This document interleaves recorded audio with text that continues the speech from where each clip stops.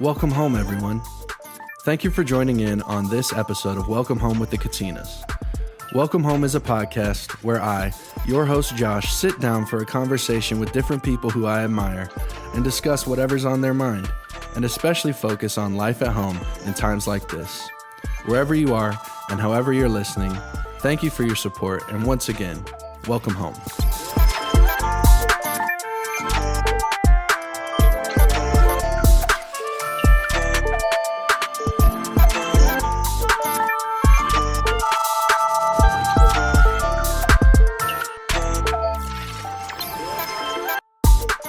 Welcome, everybody. Thank you for joining in on this week's episode of Welcome Home with the Katinas.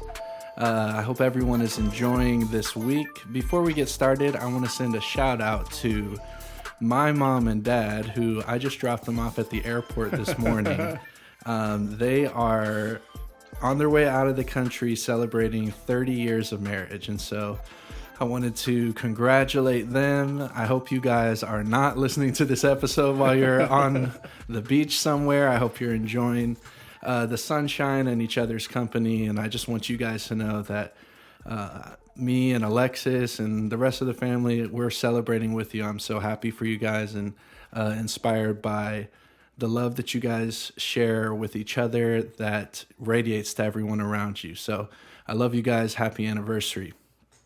I also want to start off by thanking everyone who is a supporter of the show, as well as a supporter of the Katinas ministry. I say this every week, but we could not do what we do. I couldn't do this show if it weren't for the people who support my family's ministry and give generously to them financially. And I want to remind people that if you'd like to become a partner with the Katinas, the best way to do that is to visit thekatinas.com. You'll see a give button there. Just click on that and it'll take you where you need to go.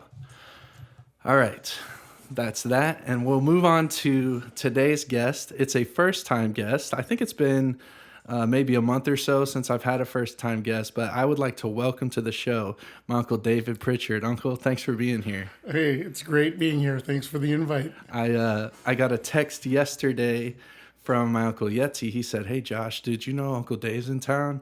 I said, "No, I didn't." And he said, "Well, you should text him to see if he wants to be on the podcast." And that was a quick text.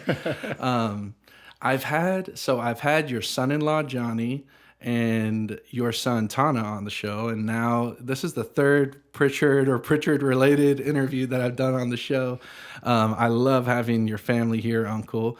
But just to start us off, I'd like to give you an opportunity to introduce yourself to our audience. Tell us a little bit about yourself, and if you wouldn't mind, just share how you're connected to the Katina family. That'd be great.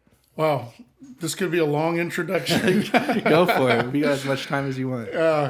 So a little bit about me. I love, by the way, your shout out to your folks, because 30 years, that's awesome. And I've been married for 40 years. We just, Kelly and I just celebrated our 40-year anniversary last summer. Congratulations. Yeah, so been married for 40 years. We have 11 kids, so 8 biological, and then we adopted 3 kids from Ethiopia about 12 years ago now. Man, time flies. Wow.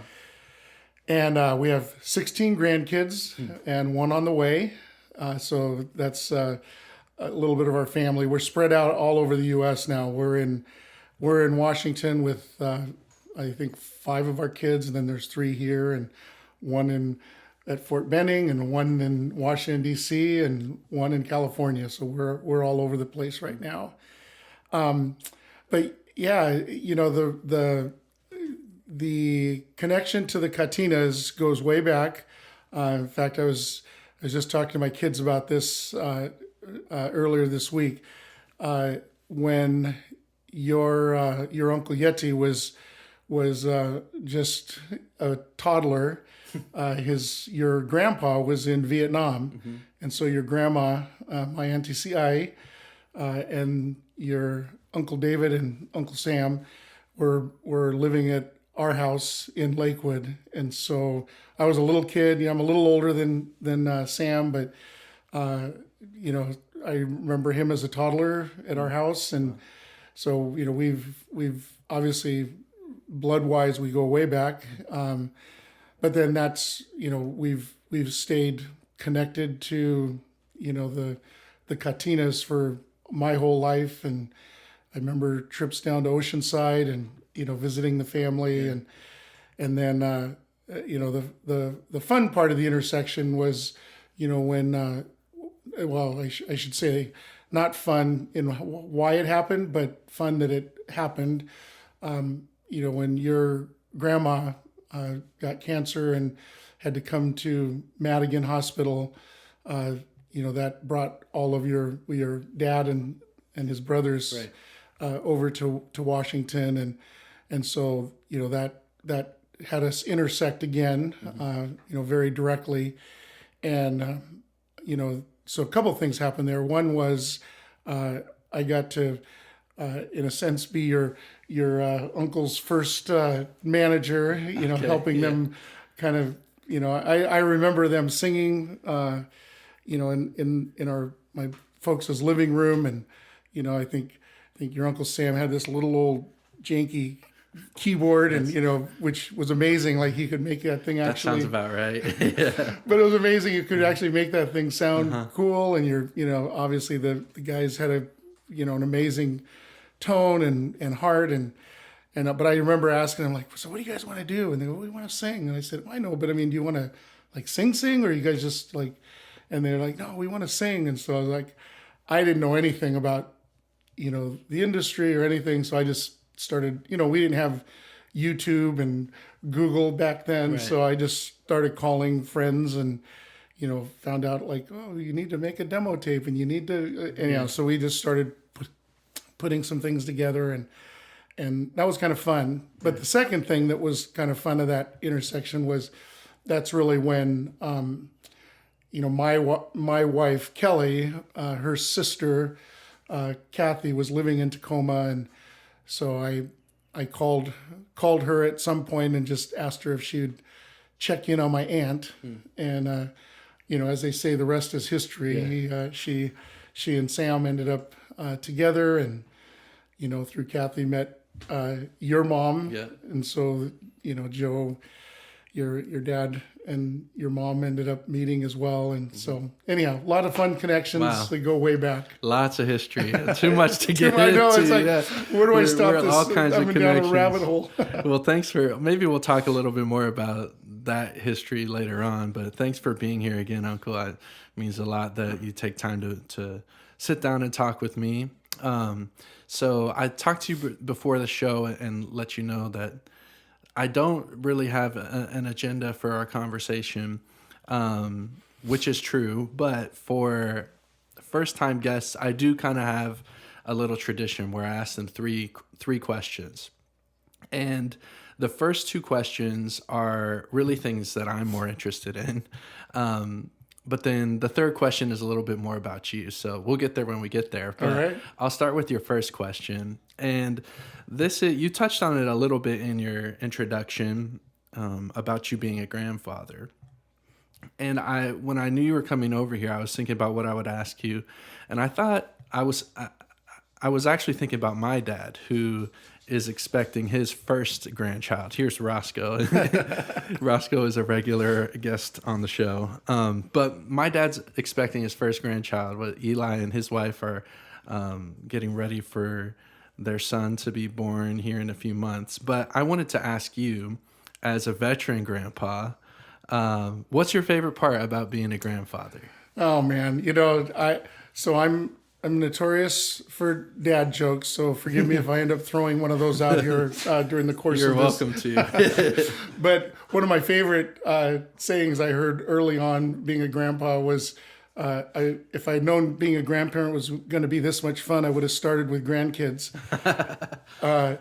But honestly, I think the thing that, and I'll say it this way, I don't know that Auntie Kelly and I did this great at first. I mean, we had to learn our way into this, but I think, getting to practice it has made grandparenting even more fun. And that is, early on we read some stuff, and one of the phrases that we've we've kind of clung to is talked about staying in your lane as the grandparents, and I think, for I don't know how much you know about this, but Kelly and I have done a lot of parenting stuff over the years, and when you're in that kind of space, you feel like you right or wrong, you feel like you have some information that you want to share, and Sure. and certainly with your own kids, and then they start having their kids and your grandkids, and the tendency is to want to jump in and give them all the information you have. And I think, just hearing somebody that we respect say, yeah, stay in your lane, was good grandparenting advice, but it was also really freeing to just relax and say, yeah, we had our chance, and now we get to let them do their thing, and we just get to be the grandparent and just enjoy. And so, yeah, that would be my biggest thing I'd say to your dad is like, hey, just enjoy this. Yeah. Would you, let me ask this. What would you say was the biggest surprise joy of being a grandfather? Like maybe something you weren't expecting that you ended up loving about being a grandpa? Yeah, I think the thing that, so there's a picture I have in my head. I remember, we have a basement at our house, and I remember there was a moment there where one of my grandkids was downstairs with my son Kayla, and so Kayla's got to be like in his late teens, maybe early 20s at the time, and I don't remember what was going on, but they were trying to get upstairs, and Kayla just bounded up the stairs, and there's my grandson down at the bottom, like his Uncle Kayla just left him. And so, I was able to go back downstairs and just kind of walk slowly up the stairs with my grandson. And I think that's what I've enjoyed is, the pace of life as you start to get older, tends to slow down a little bit. And with your grandkids, like it's perfect. It works out great. I mean, they still have their crazy rambunctious moments where they're running around, but, especially when they're little and they're toddlers, like they're happy to just hold your hand and move slowly and, just enjoy being with you, which, as a grandpa, I love dearly. Yeah. What is so this is just a curious question. What's your name to your grandkids? Papa. Papa? Yeah. All of them are your Papa? All of them call me Papa. Okay. How did you guys come up with that? Did you pick that, or did one of the grandkids pick it? So I wanted that from a long time ago, and I don't even remember what caused me to want that, but ever since I've had kids and they started getting older, and we started thinking about like, oh, one day we're going to be grandparents, I was always like, and I want to be Papa. That was always my plan. And we acknowledged like ultimately that our kids were going to have to decide what they were going to have their kids call us, but it was easy because our oldest Elise was the first, and she was very happy to let them call me Papa, and then that just set the tone. So I was just curious. That's a conversation that's happening in my family now. Is what are mom and dad going to be called? And I think they have plenty of ideas and hopes, but I think it's funny. I feel like ultimately it's going to come down to what my nephew ends up saying, and that'll probably go on for the rest of the kids. Yep. Because I actually on my mom's side, my oldest cousin on my mom's side, she kind of named my grandparents there, and so I called them Gam and Pa, and none of the other cousins on that side, we never had a choice on what we called them. It was just Gam and Pa because of my cousin Carly. Well, what's interesting is, what surprised me was when the time came to do all the naming. I remember asking Auntie Kelly, like, so what do you want to be called? And she goes, Grammy. I was like, really? Like that? To me, it sounded so different. Yeah. But now I can't even imagine her being called anything but that. So she's Grammy. She's Grammy. I love that. Yeah, I was not used to, like, I don't know if I'd ever known a Grammy. Yeah, I don't know if I did either. Yeah, but that's fun. But now, like I said, I can't imagine her not being called Grammy. Yeah. Well, that's fun. Those are some of the fun things that come with little ones being born. Well, there's your first question. I'll move on to your second one. And this one is about something that I know you and Auntie Kelly and your whole family have gone through. But I want to ask you about adoption. And I know you've adopted 3 kids. And I want to ask, like, what was the initial spark or call that made you feel like you and Auntie Kelly thought we want to do this?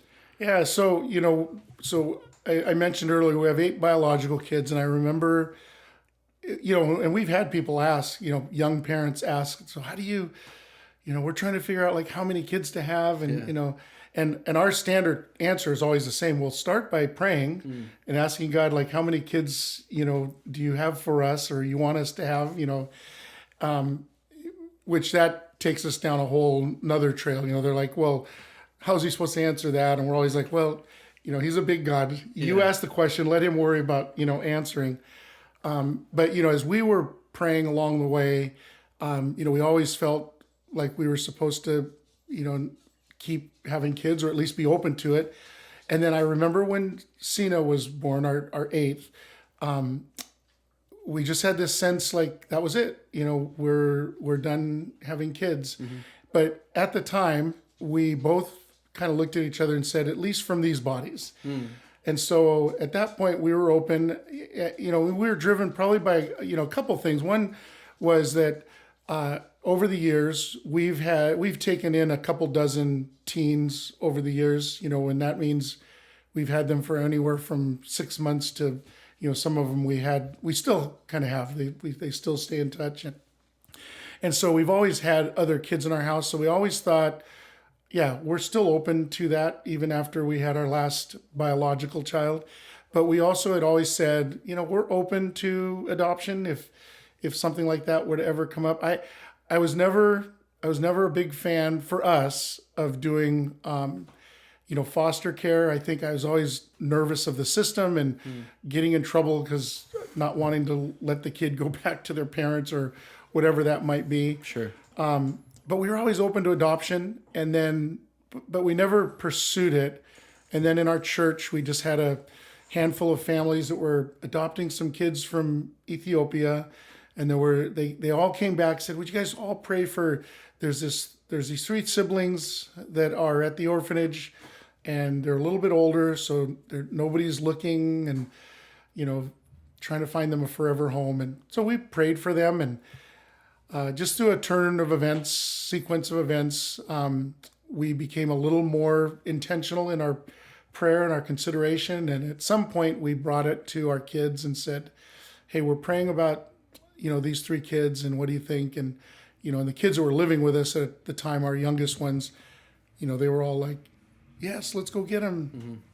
So anyhow, after praying and talking to all the kids about it, we just felt like, yeah, this is, let's pursue this. And so we started it took a year, the process to just get cleared to be able to even do it. And then another 6 months to actually go to Ethiopia and do the court thing. And so you actually went to Ethiopia? Yeah, a couple times. Yeah, you had to go once to go do the actual adoption in court. And then you actually had to leave them there because then they had to clear the U.S. Embassy. And then several months later, we went back and cleared the embassy, got their stamps and all that, and then we were able to jump on a plane with them and come to the U.S. Wow. Well, I love how it feels like at the center of all this is prayer, and not even just with adoption, but kids in general, prayer. And I would love to ask you, for people, maybe there's someone out there listening right now who they think maybe adoption is something that's on their heart or something that could be an option for them. What should they be praying about, or what should they be praying for? Yeah, I think, and this is true for biological kids too. I think as parents, we oftentimes, you can do one of 2 things. You can really overstate your importance as the parent, and you can understate your importance as a parent. God has a role for us as parents, and we often say parents are the first and best disciple. They're the primary disciple makers for their own kids, because we believe that. Like, we believe parents have that primary role in kids' lives. At the same time, I think we overstate our importance in the sense that, they're God's kids, not ours. Yeah. And so I think when it comes to adoption, and like I said, and even our biological kids, I think sometimes we worry about, are we the right ones? What if the fit isn't good? What if, and so I think we would say start there with your prayer of, just what does it look like to release all of that to the Lord and say, God, we're gonna, even when we were praying for those three, like we weren't praying, Lord, make this happen. We were very much just praying, God, get us out of the way. Like if you want us to do this, then, allow that to happen. If you don't want us to do this, then, shut those doors. But ultimately, like your will be done. And, I think as parents, to just trust, God in that process and not worry. Because I know a lot of parents that have wrestled with it. And, when their mind starts going into, but, how will it affect our kids? And, what if we don't do that right? And we're always like, stop, let God worry about that piece, and so I would just say that's the first place to start, is just start and say, God, help us to get out of the way. Help us to just trust you and your sovereignty in this. And then obviously as you get further down the road, the prayers start to become a little more direct, hey, it costs a lot of money to do international adoption. So Lord, help us to raise money, help us to, figure out the court system, so you do have more intentional prayers, but the beginning ones, I would say, are just very much a prayer of trusting that God has a role for you and trust him with all of the details. Wow, that's great. Last question about adoption, and really, it's just, I guess I just want to hear a story. What was that flight back from Ethiopia with your three new children? What was that flight like? Oh my goodness! So you have to understand, like these three kids, they were 7, 9, and 11 when we started the process, and they were 9, 11, 13 when we got on the plane, and so when we left Ethiopia, they had never been in an airport, they'd never been on an escalator, they had never seen like the automatic water things, and so everything was new to them. They also didn't speak a lick of English, and we didn't speak a lick of Amharic, so we knew that was going to be challenging. And so the man that kind of helped us in country with all the connections and all the translations, we had dinner at his house the night before we left, and so we were like adamant with him. I think we made him 3 or 4 times talk them through what was going to happen. Okay, so you're going to go in the airport, you're going to go to lines, you're going to get in the plane, you're going to have to get off the plane, you're going to wait in the airport, you're going to get on another. We had him walk through the whole process, and just even talked about like the bathrooms and all those things, and because we were nervous about that. Sure. And then we got on the plane, and all the stewardesses were Ethiopian, so they all spoke Amharic. So it turned out to be much smoother than we anticipated. Yeah. But it was fun. It was fun to see them discover like a whole new world. Sure. As we were sitting next to them. Yeah. Just the logistics of traveling with someone who you can't communicate verbally with. That sounds very challenging to me. So I'm sure that's a fun memory to look back on. Well, they wanted to ride the escalator, a couple times. Like, that's fine, whatever. Yeah. That's funny. Awesome, Uncle. Well, thanks. Those are your first 2 questions. And we'll move on to your third question now. And this third question is really what this podcast is all about. And it's intentionally open-ended. And so I want you to feel comfortable answering it however you'd like to. But the question is this: what is going on at home? Well, that is a great question. We're in a different stage of life. Mm-hmm. We're in our 60s now, and so Aunt Kelly and I just had both crazy story. And yes. We both in the same week had an operation on our. I heard about this. So that was just really, really crazy. But, recovery meant laying on a couch and So as we were laying on the couch, the kids ended up starting to show a bunch of our old home movies. And so we're watching those, and and a couple of things happened. I mean, what was interesting was, we've been in the house we're in for over 20 years, and prior to that, we were in a house for about 20 years, and so they're almost like two completely different lives. It was when all the older kids were little kids, their first birthdays, their second birthdays. Watching all of that just reminded us of a different season of our life. And then, then we had the season in the house that we're in right now. And then now fast forward, and we're in a sense, like a third season of life where, Auntie Kelly and I are grandparents, and, like we're here in Nashville visiting grandkids. Yeah. I have two of my older sisters living with us. We have 3-level house, and one of them is upstairs and one of them is downstairs with her husband. And so my kid about it being a, retirement home or something. And, but it's, it kind of highlights what I'm saying, so at home right now, we're all in a different stage of life. And, the kids in our town come over every Sunday at 5. We do family dinner. Oh, wow. If anyone's visiting, they'll always come over with, it's kind of a tradition now we've been doing for quite a while. And so I think at home right now, I would describe it as learning how to really enjoy a really new season in life.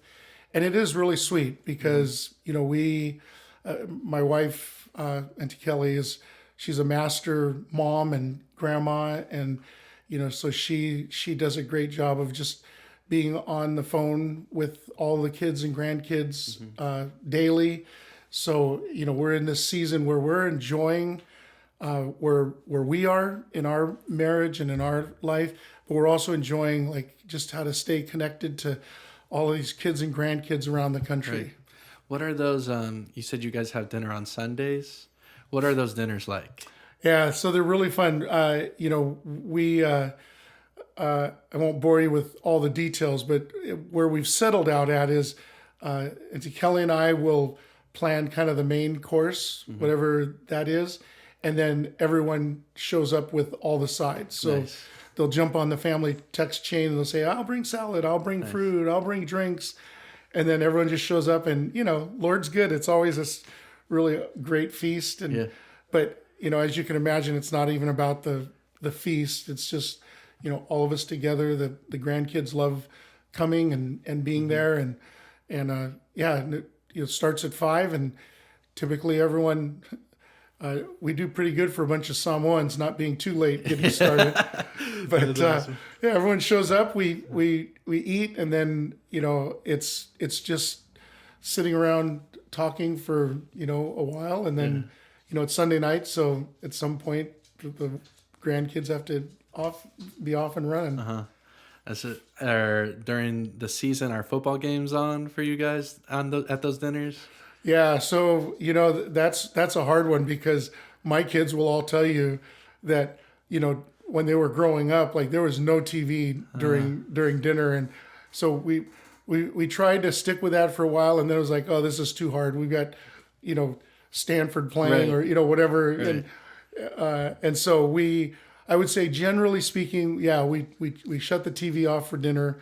And then it comes back on afterwards. I hope it's okay if I ask you about this, but you guys are going to, I think, be making the switch from watching a bunch of Stanford games on Saturdays to now you're going to be watching on Sundays. Is that correct? Oh, yeah. I'll tell you what, it's it is a new chapter in our family's life. And so, your cousin Tavita, he now is going to be.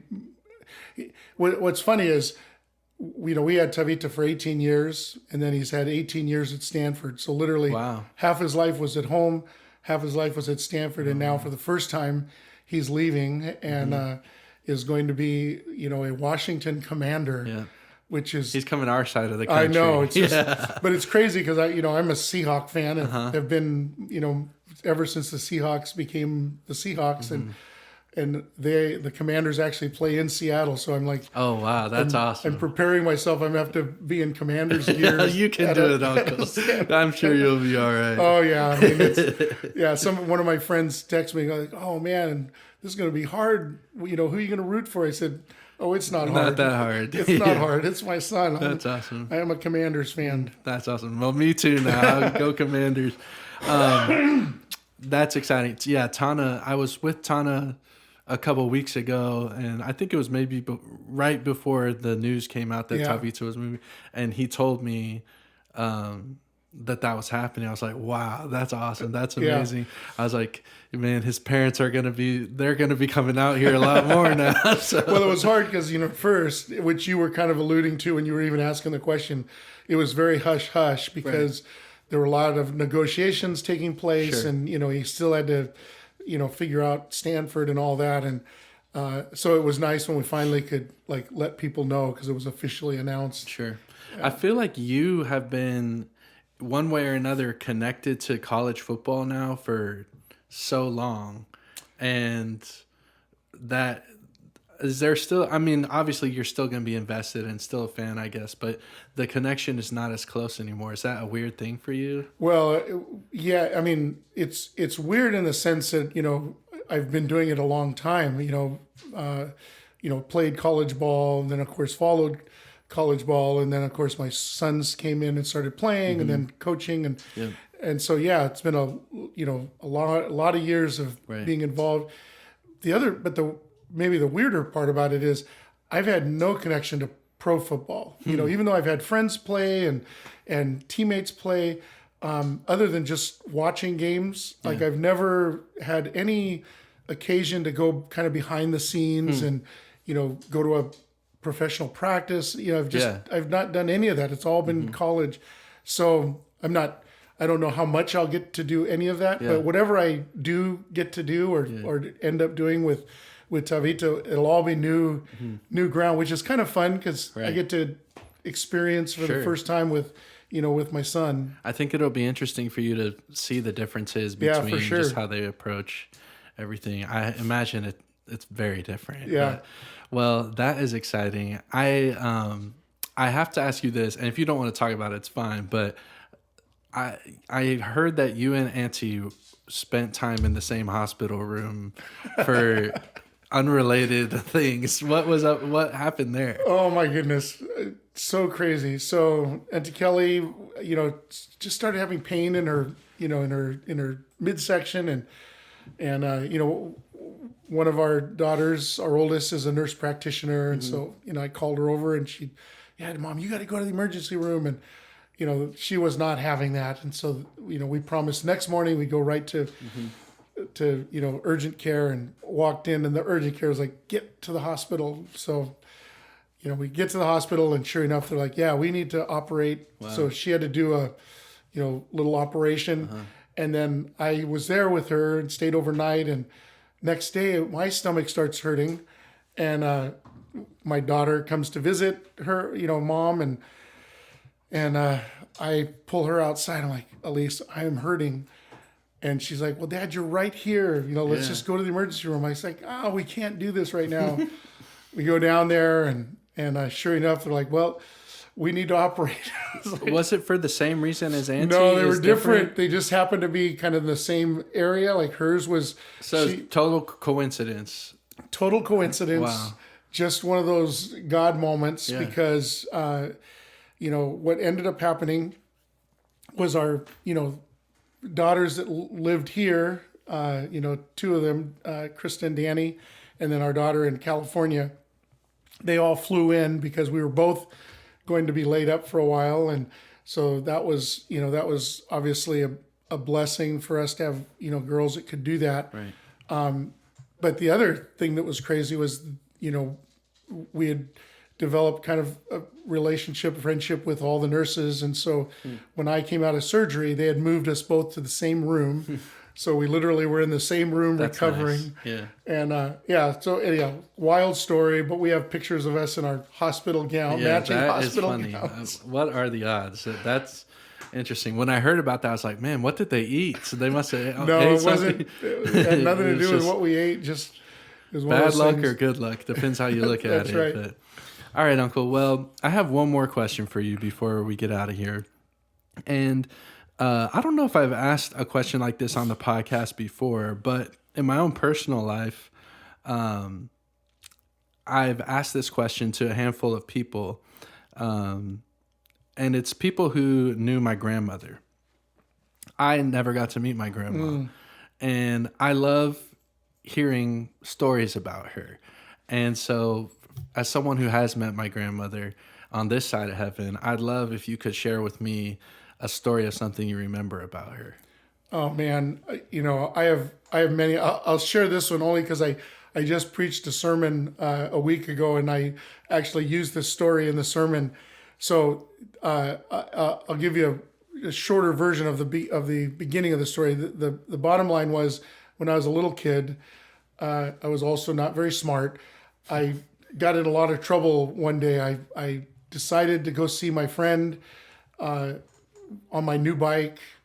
I didn't think my mom would let me go, so I just woke up early, jumped on my bike, and took off to my friend's house. And now, having been a parent and a grandparent, I can't imagine what that's like to wake up and your kid's gone, and you have no idea where they are.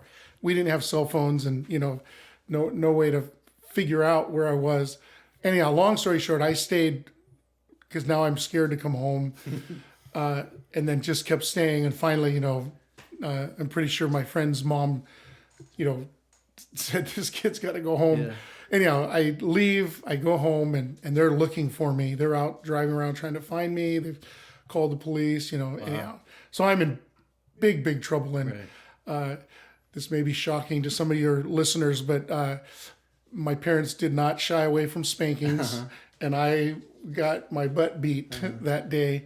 And I, I don't know how bad it would have been, but your mom, like she heard the beating, and she walked in, and she literally just walked between my mom and me. And I'm sure she took a couple of those lashes for me. And I described that like, it's a little bit like, it gives me a little glimpse of kind of what Christ does for us, stepping in between, things that we things that we really should be receiving, and he takes that for us. And that wasn't the only time your mom played that role in not just my life, but some of my siblings' lives as well. She was just super sweet, and loved us, and loved the Lord. And all my memories, it's hard for me to even conjure up any memories of her being cross with us or anything. Most of them are her playing that role in my life. And then the second picture I'll give you of her is, I remember, when your grandpa was in Vietnam. So again, we didn't have what we have now technology-wise. So they literally communicated through cassette tapes. Oh, wow. So, she'd record a cassette tape, mail it, so however long it took to get there, and then for him to finally have time to play it, and then he would record a response, whatever, so the time, between was pretty significant. Not quite texting. Not quite texting, definitely not FaceTiming. And so, I have a really vivid picture in my mind of walking into, their room, and her sitting there, teary, just listening to your grandpa's voice, communicating back to her from Vietnam, just, which highlighted just, the kind of wife she was for all those years. Well, thanks, Uncle. Yeah, I love hearing stories about her. And, absolutely. I appreciate you again for being here today and taking the time. I know you've got grandkids to see, and so I'll let you get out of here, but you are welcome back on the show anytime. Awesome. Well, thanks so much for having me. And just know this, like your dad and your uncles, they have a very tender spot in my heart. We've done some life together, and I think the beautiful thing is not all of it rosy. We've had our moments along the way, but what I love is it's never, it's never a hill too big to climb, and it actually grows the relationship, and I so appreciate the men and dad and soon to be grandpas that your uncles are, and your dad is, and anyhow, it's I just have really a very tender spot in my heart for all the Katinas, but certainly having watched the guys from those early years to today, and just seeing their hearts always staying focused on the Lord is really sweet to me. And so thanks so much for having me. Thank you, Uncle. I know my dad and his brothers would all say the same about you guys. So I love having some of the Pritchards here. I hope more keep coming. But love you so much, and thanks again for being here. Love you too. Thanks, Josh. To those of you listening, thank you for tuning in. We'll be back with more episodes soon. Have a great day.